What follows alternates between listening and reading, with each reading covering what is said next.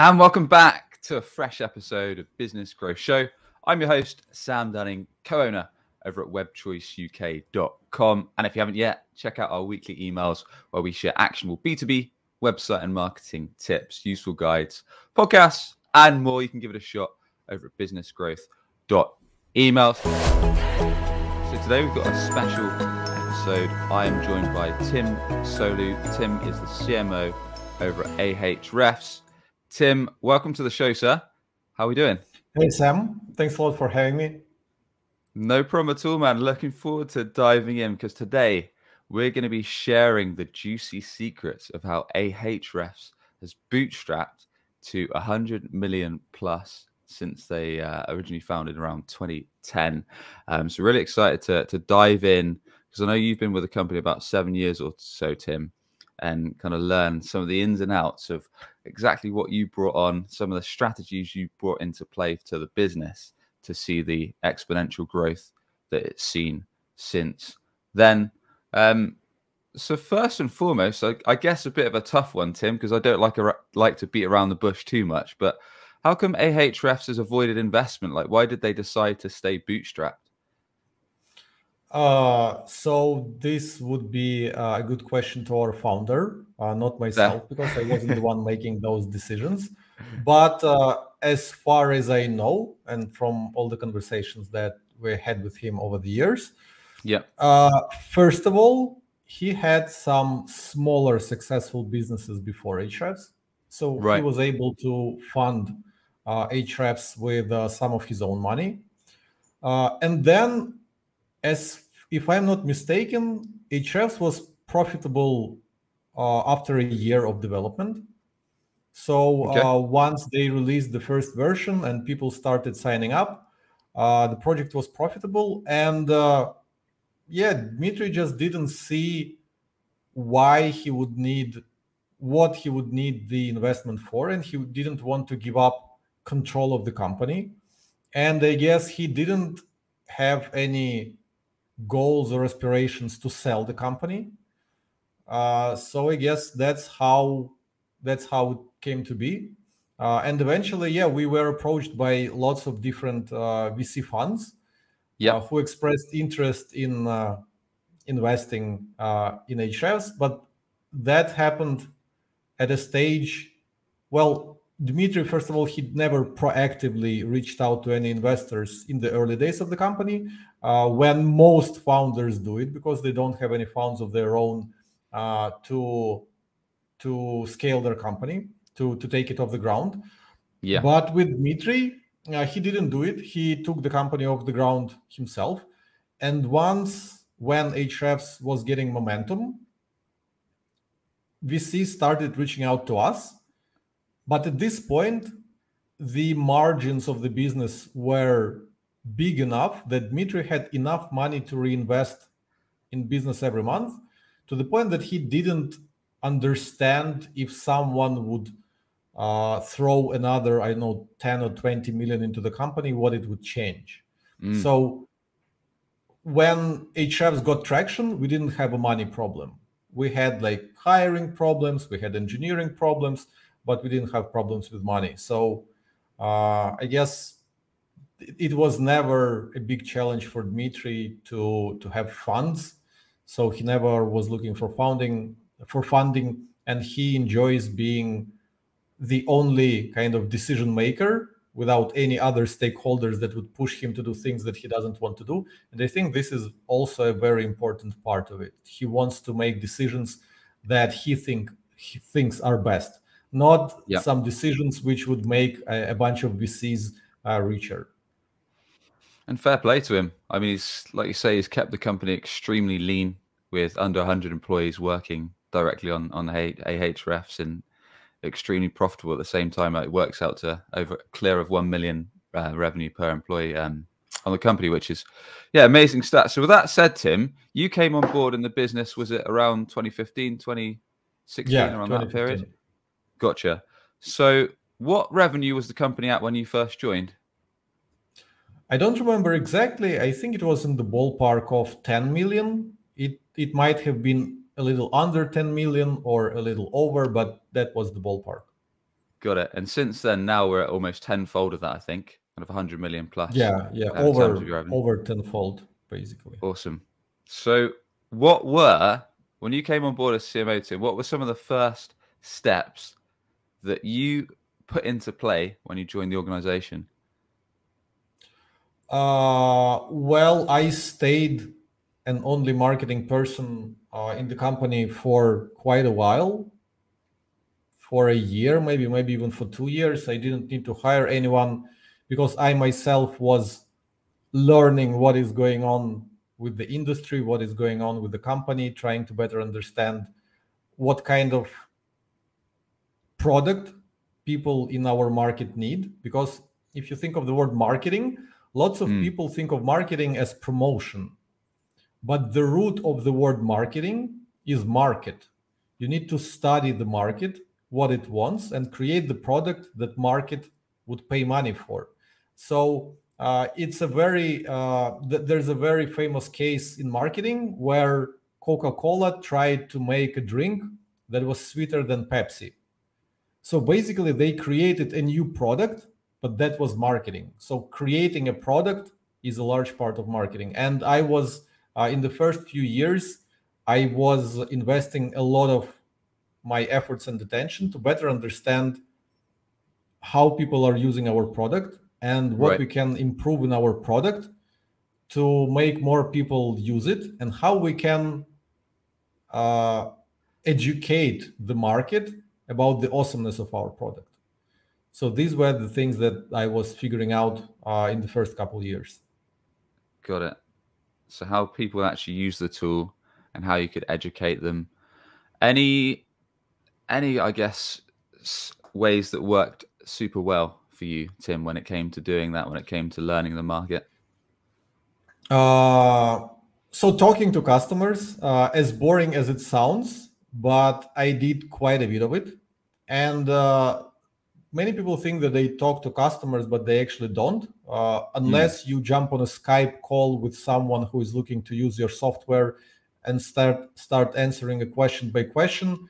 You don't get a good understanding of your target audience, the language they speak, what they do understand about your product, what they don't understand about your product. So for me, I had a few epiphanies when I was talking to newbie people who were new to SEO, but they still wanted to pay for our product because they wanted to improve traffic to their websites.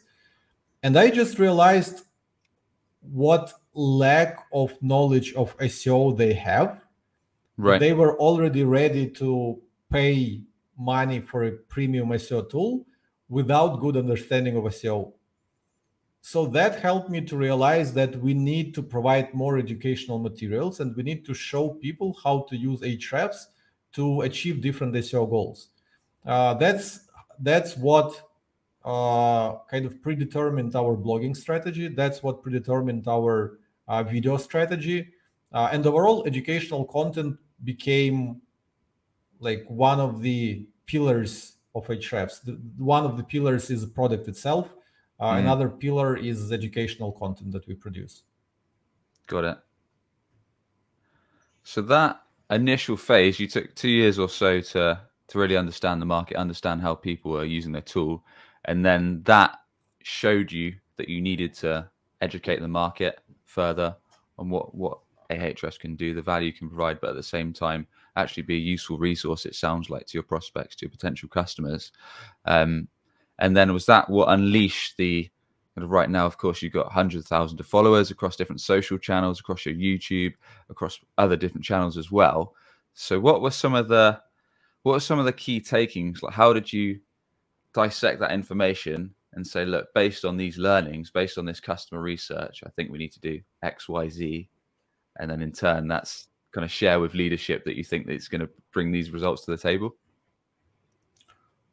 So a lot of the decisions, if not all of the decisions that, well, okay, let's use the word most of the decisions we make at Ahrefs are not very scientific. Okay. We usually follow things called logic and common sense. So whenever we see, for example, people in our industry discussing something on Reddit, some use case or some challenge that they're trying to solve, and we see a way how we can make this easier for them with the help of our product. If we develop a certain feature, we just go and develop it, because the fact that people, for example, on Reddit are discussing how to solve a certain problem in certain ways and we have a better solution, it's already kind of a proof of concept for us. But we also rely on intuition a lot. So it's one thing to get feedback from different channels, from following some of the thought leaders in the space, from seeing how your customers do their jobs, from seeing what your competitors are doing, etc. But it's another thing to use your intuition and pair that with development decisions, with marketing decisions, because for every feature, there's a cost to develop it. There's opportunity cost of working on any other feature that you have in your roadmap. And there's also some strategy of how you're going to advertise this feature and explain it to people.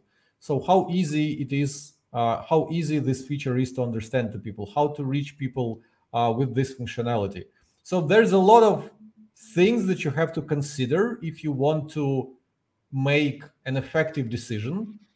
And what we realized is that the more you try to codify making decisions, the more you try to bring structure to it. For example, have a enormous Google spreadsheet with lots of columns for like making scores. Okay, this feature has business score of that, development score of that, marketing score of that, blah, blah, blah, blah, blah, blah.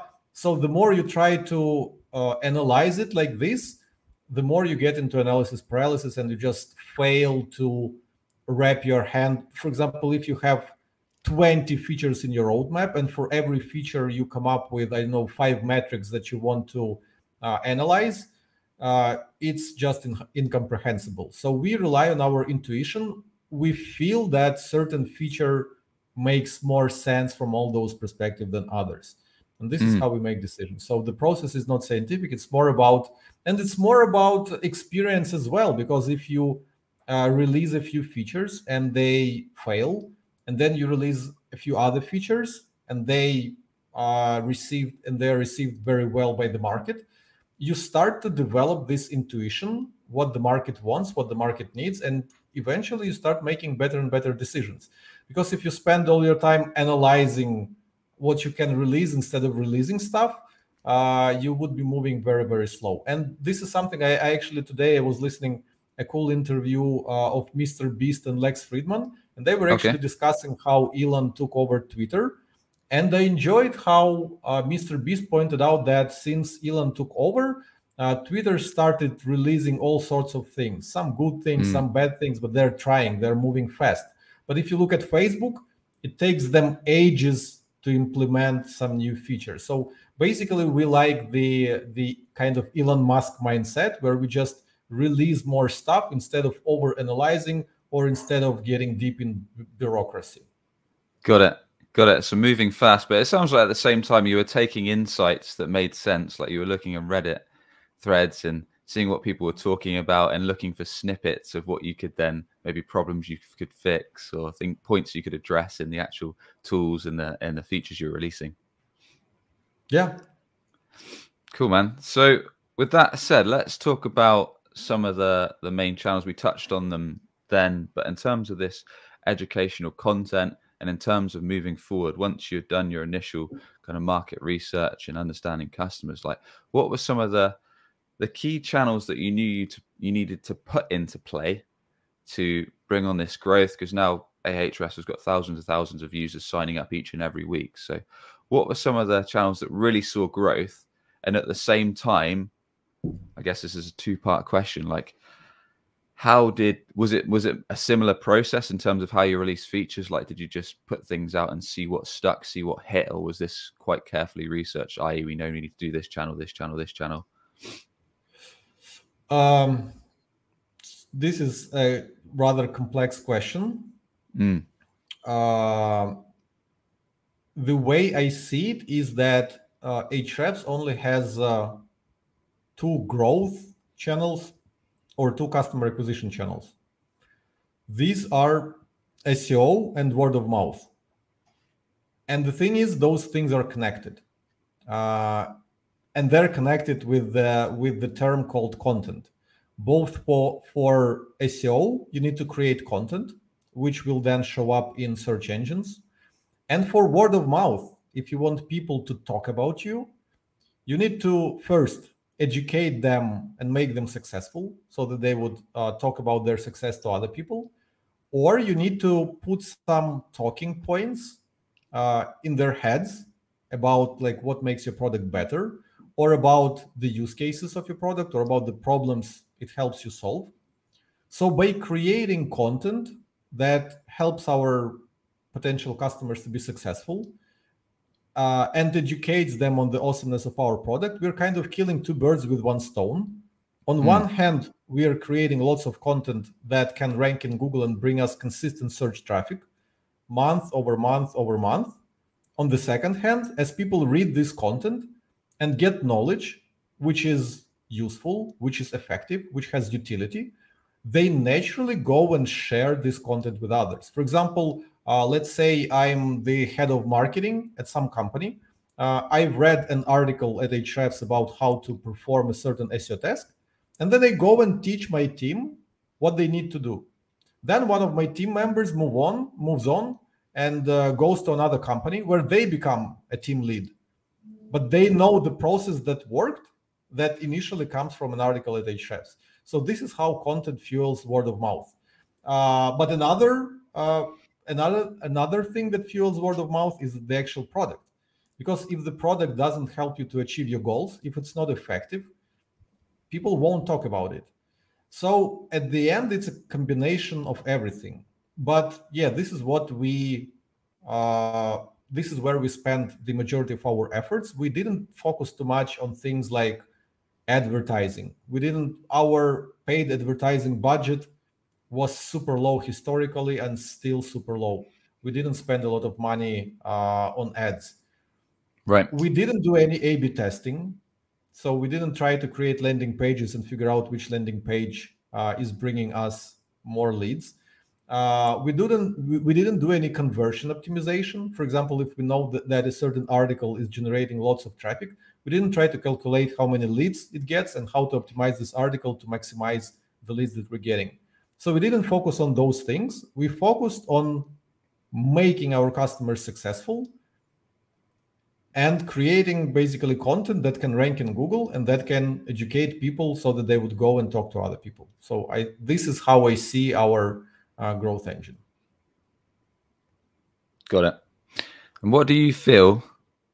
It's a great point there. You focused on actually making, excuse me, your content successful. What do you feel makes great SEO content, Tim? This is a very broad question, but nowadays, like, there's so many people with their own ideas on what formulates SEO content. And you raised some good points there that many companies will focus on the CRO I aspect. can tell you what.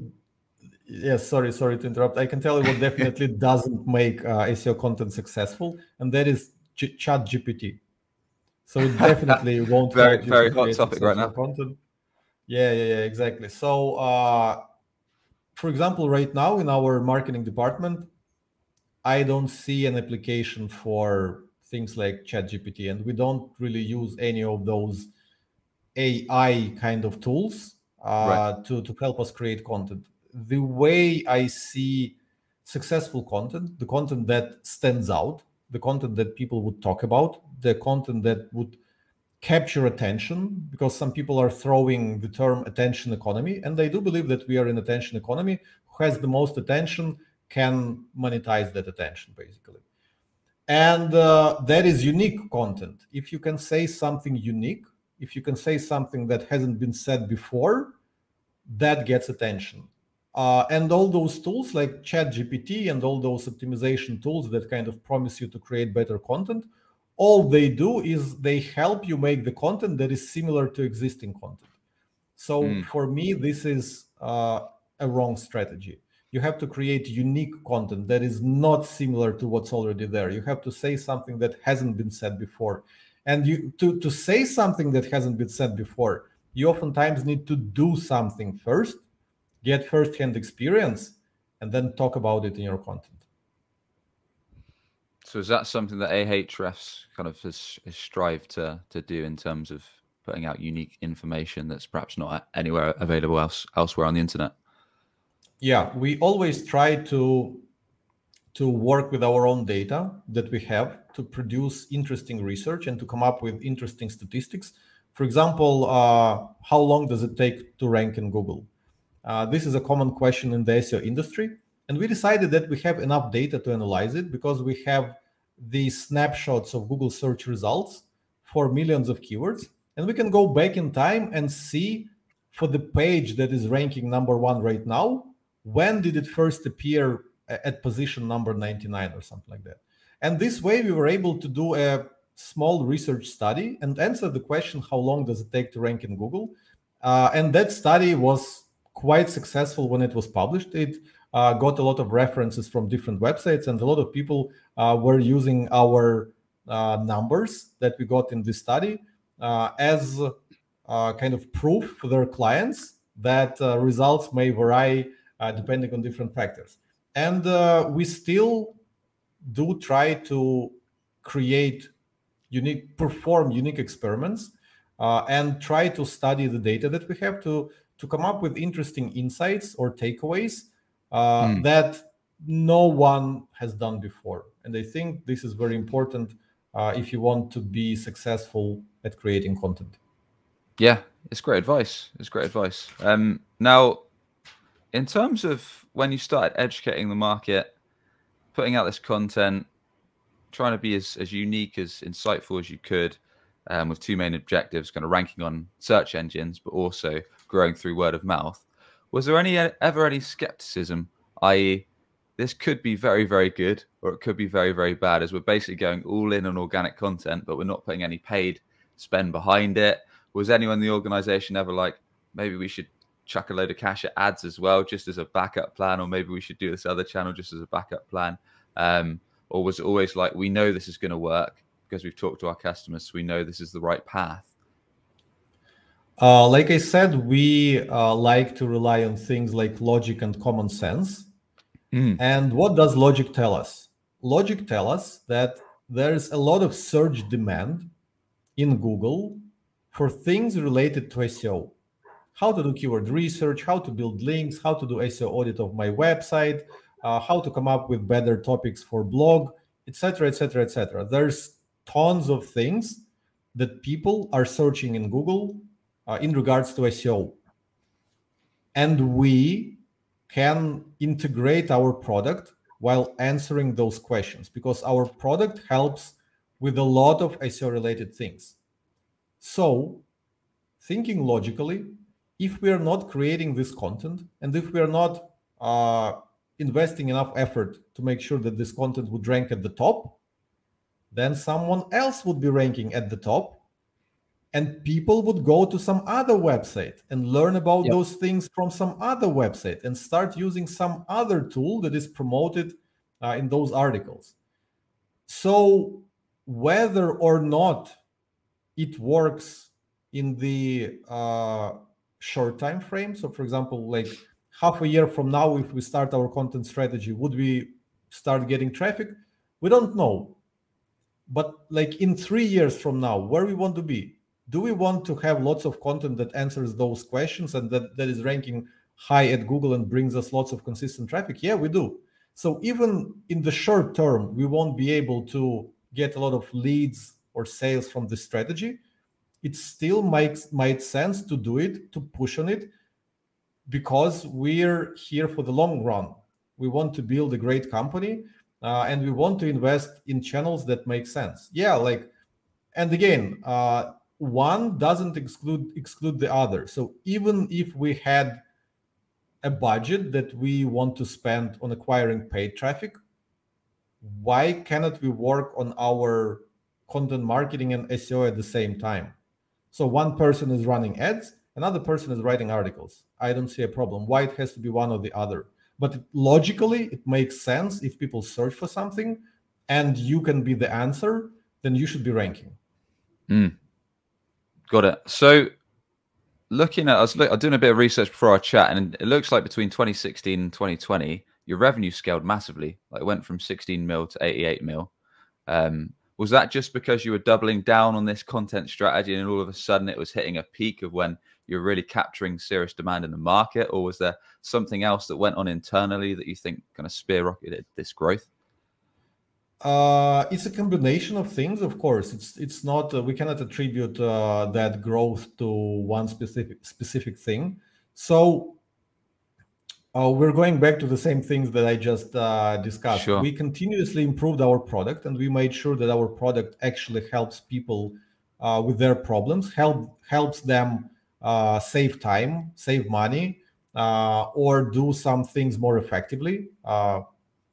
We also created more and more educational content so that people who were interested to learn how to do something SEO related would come to us. And those two things, a product that helps people to be successful and education that educates people how to use our product to be successful, it fueled the word of mouth. And this just created a flywheel that kept spinning and spinning and spinning. And the more content we created, the more features we were adding, the more we sped up how the flywheel was moving. Got it, man. And in terms of your marketing department, so what are some tips that you'd advise for anyone that's perhaps looking to build out their own marketing team? What would you say has worked well for yourself, Tim? Probably the best advice I can give is that if you want to delegate a certain task to someone and make sure that it would be executed flawlessly, find someone who is already executing this task flawlessly somewhere else. Because it is much, much harder to simply hire some smart and capable person and teach them to do something, as opposed to just notice a person who is doing a great job at something and hire them and say, please do the same thing, but do it for us. Yeah, but those people are a few. So it's very hard to find those people, and it's very hard to persuade them to join your team. This is why things like brand, and this is why things like building in public helps you, because people naturally want to come and work by your side because they know what kind of work you're doing, and they want to learn from you, and they want to kind of share some of your success. But still, it's incredibly hard to get those kinds of people to your team. So the next advice I have is to have strong workflows and SOPs, standard operating procedures, where you write down how a certain task or a certain goal should be achieved in very small details. Preferably, if you do it yourself, for a while and figure out all the shortcomings, all the problems, all the hidden issues, and then you create a proper SOP which you can teach to someone else. And even if this person leaves your team, you can pass an SOP to another person, and they would figure it out, and do it. But still, it's not as effective as just finding someone who already is successful at something you need to be done and hiring that person. Yeah, that's always the trouble, right? Convincing them then to come onto your company, to work with your brand. But then I suppose if you've got the brand reputation there, that helps a lot. We did have a question actually, Tim. I put out that I was interviewing you. We had a question in from someone who tunes in. They're asking, how do you balance brand with demand growth whilst trying to hit your revenue targets? I would love to ask a question to this person. What is brand and what is demand growth? And why does this person thinks that those things don't intersect? So when you're working on your demand growth, you're working on your brand, and vice versa. When you're working on your brand, you're working on demand growth. Like, what is brand, as far as I know, is quite a tricky question. Because, for example, when people go to your support chat, and they talk to a human being from your company, the way that this person is treating you is your brand. But is this the responsibility of marketing to create proper workflows and procedures for the customer support team to make sure that everything is on brand.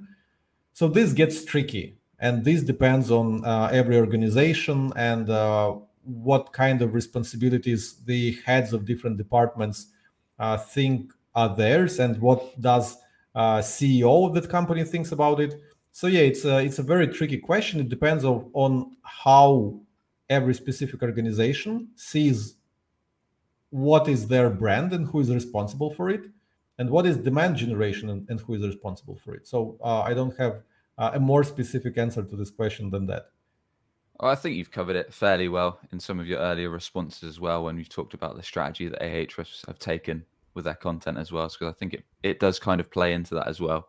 But Tim, on a bit of a tangent here, what do you feel we touched on it a bit earlier, are some of the main pointers that the companies that really want to win an SEO in 2023, especially bearing in mind SEO is getting more and more competitive, unless you are in more of a fairly new market that's perhaps got more demand that you can capture that hasn't yet been snapped up by competitors.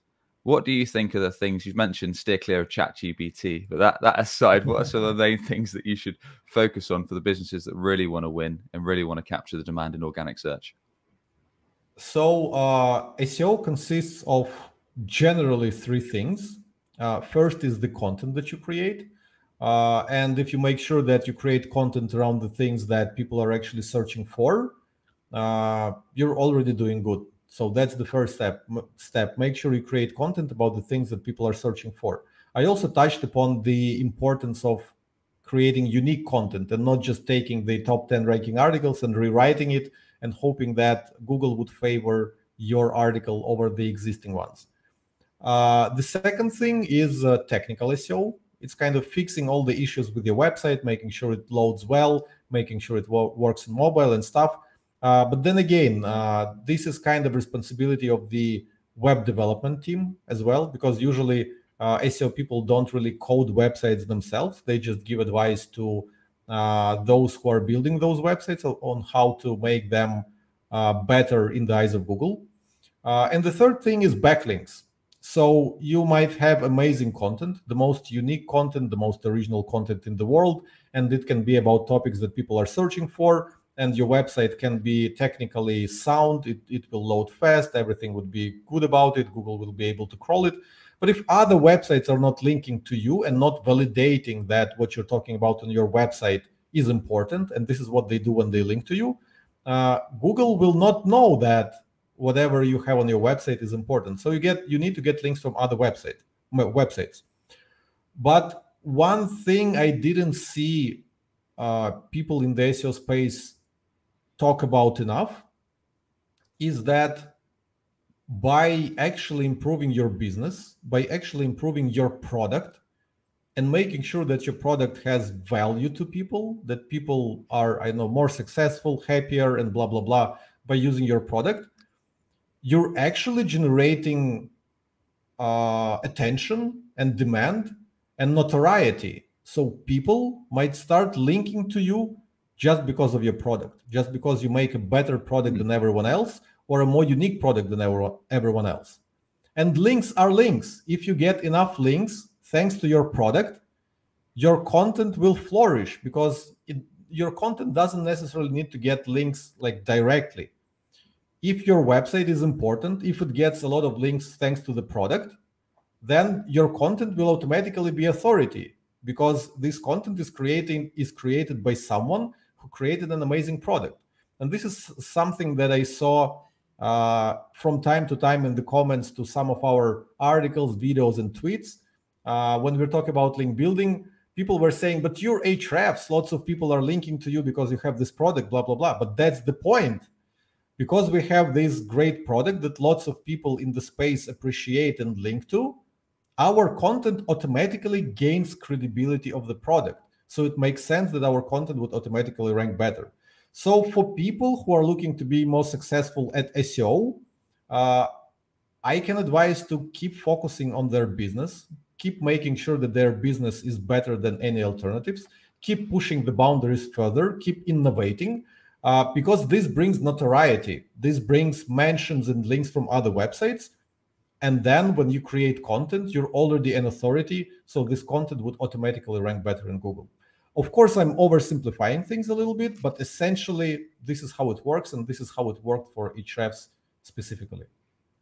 Yeah. It's some great points. And I think that's something that's not really thought about enough, especially like you say, when it comes to link building, actually having a great offer, having a great product, having a great service. And when you are, which links back to pretty much everything we've talked about in this conversation with the content flywheel, that if you have got that great offer, if you have built up that brand, if you have educated the market, if you are showing top of organic search results when people are having questions around your offer, then you are going to be that brand. So when people are creating content that might have some relevance to you, chances are they're considering you to give you a link to direct to you, whatever that may be. So that's a really good point that I feel is probably lesser known when it comes to actually ramping up your SEO strategy. So yeah, I like that one. So Tim, just before we wrap things up, what's the focus for Ahrefs for the next year or so moving forward? I know you guys have got the Yep search engine working on in the background, but what are some of the main focuses? Is it all in on that? Is it still keep the content flywheel spinning, or any new ideas in the mixer? Yeah, definitely. We'll keep doing what worked for us historically. We'll keep working on great educational content, do some interesting experiments, do some interesting studies. But now, as our content marketing team is more mature and the processes are more streamlined, we can do some more interesting stuff, the so-called more creative marketing, again, with the goal of capturing attention, but not necessarily on search engines, but maybe on social platforms like Twitter, Facebook, etc. So I cannot really make any spoilers of the actual projects that we are going to announce this year, but there are a few projects that I'm super excited about, and I'm sure they are nothing like what people in our space have seen before. So I'm very excited about launching those kind of creative campaigns and see how our industry would react to that. Good man, Tim. Look, really enjoyed the conversation. Thanks for sharing some of the Ahrefs story, insights, and yeah, coming on the show, man. So appreciate that. So with that said, please do tell us more about how everyone tuning in can connect with you, learn more about Ahrefs, and anything you'd like to share with our audience. Thanks a lot for having me. Yeah, I'm most active on Twitter. This is where I'm sharing some bits of knowledge that I gained while working at Ahrefs. And yeah, if anyone is interested to give a spin to Ahrefs, I first recommend to find our YouTube channel, to go to YouTube, type in Ahrefs, and you'll find plenty of cool videos which show how to achieve different things with Ahrefs. And this will give you an idea of what you can do with our product and if you need it or not at this stage of your online marketing or online business journey. So that's about it. Nice one, Tim. Thanks once again, man. Enjoyed the chat. Thank you. Cheers. And as always, if you enjoyed today's episode, a quick rating or review on your podcast channel is appreciated. Or if you're tuning on YouTube, a quick subscribe goes a long way. And with that, we'll catch you on the next one for more actionable B2B marketing advice to grow your business and grow your revenue. Thank you very much for tuning in.